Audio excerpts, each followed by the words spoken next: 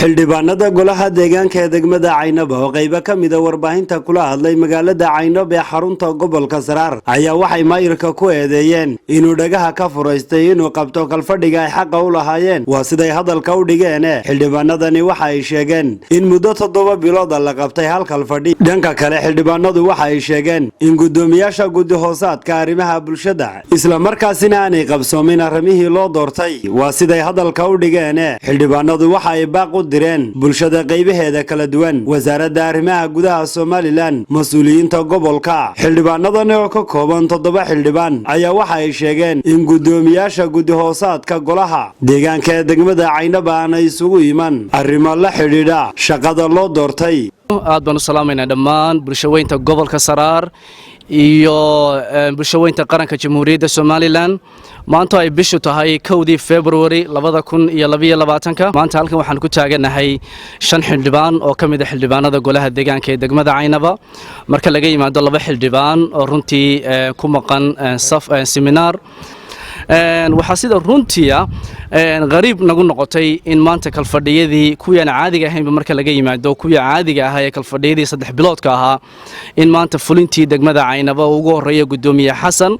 inaanu maanta raali ka ahayn oo aanu diiday in kalfadhigaasi uu qabsoomo kalfadhigaas oo muddo dhaaf farabadan uu ku jiray markii horeba oo ay ahayd in la qabto 10 bisha January aan soo dhaafnay maantana waxaynu maraynaa February 1deedii waa nasiib darro runtii in kalfadhiyadii maanta caadiga ahaa ee xildhibaanadu 3 biloodka ahayd ay ahaayeen inay qabtaan arrimihii baahiyaadka asaasiga ah ee bulshada loogu gargaari lahaa runtii lagaga minaaqashoon lahaa ee waxtarka loogu suubin lahaa in maanta la diiday oo xildhibaan Xasan uu diiday oo hor istaagay arrinka aad iyo aad baan uga xunahay cilaankaasaan ka bixinaynaa bulshadii ana soo dooratay iyo bulshadii aan soo marnay iyo ballanqaadyadii aan soo sameynay iyo wixii aan rabnay maanta inaanu kaga falcelinaba runtii waxaad moodaa in nasiib darradaasi ay nagu habsatay waajibaadka buugga aanu haysanay ee xeer 23 baa nafaraya qodobka 25aad iyo qodobkiisa 4aad baa nafaraya inaanu gudanno waajibaadka naga saaran bulshada haday tahay mid guddi hoosaad halkan guddi hoosaadyadii baa nala jooga oo ay suura gal weeday inay qabsadaan kalfadhiyadoodii guddi hoosaadii ahaan waxaan sidoo kale aad iyo aad uga mahad celinayaa dadaalka dheeriga ee ay wadaan gobolka iyo madaxda qaranka iyo wasaaradaha qaranka oo runtii biyaha dhaamiska meelaha qaar ay gaarsiiyeen cuntooyinka ay gaarsiiyeen aad iyo aad baan uga mahad celinaynaa laakiin waxa runtii anaga aad noo xaganaysa in ka dawlad hoose ahaan waajibaadkayagii anaguna doorkii aan ku lahayn bulshada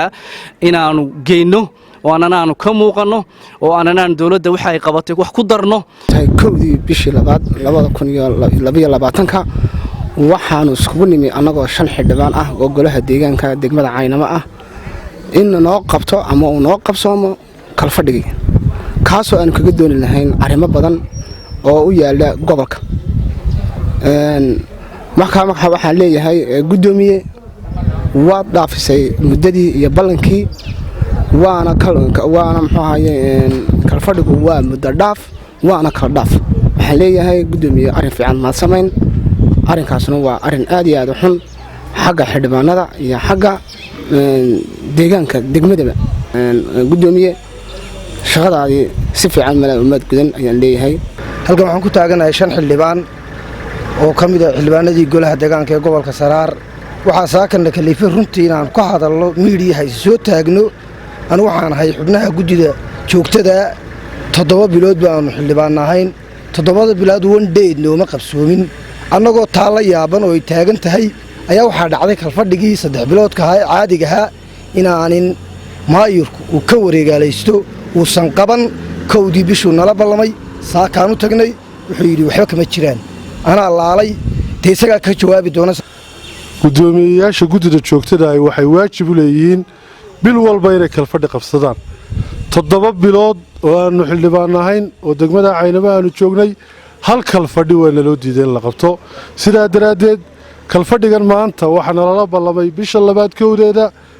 gudoomiyihii saaka markaan u tagnay wuxuu yiri wasaaradda arrimaha gudaha ayaa tiri kalfadhiga jooji amar igu soo siisay ilaa war dambe saasa ku sugaysaan wasaaradda arrimaha gudahana waxaanu ka sugaynaa